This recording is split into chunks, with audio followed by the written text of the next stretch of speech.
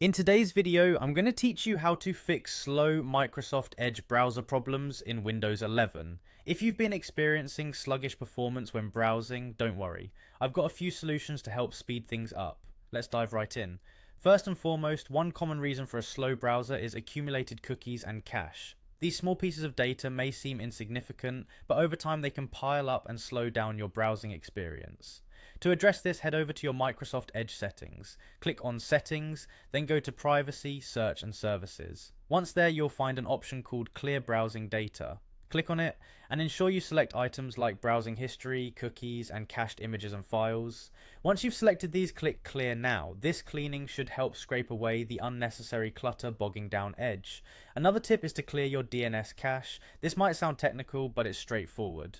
Open your command prompt as an administrator. You can do this by searching for command prompt in the start menu, right-clicking it, and selecting Run as Administrator.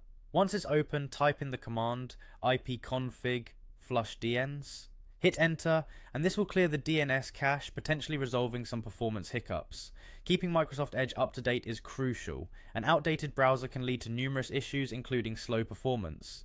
To check for updates, go to Settings and More, then Settings, and finally click on About Microsoft Edge. Here, the browser will automatically check for and install available updates, ensuring you have the latest improvements and security patches. Another common cause of browser slowdown is extensions. These can be incredibly useful, but having too many or outdated ones can negatively impact your browser's performance. Within Settings, navigate to Extensions. Take a hard look at the ones you have installed. If there are extensions you don't frequently use, consider disabling or removing them altogether to streamline your browser. If the above solutions don't seem to do the trick, it might be time to reset Microsoft Edge. In the settings menu, find the Reset Settings option in the left panel.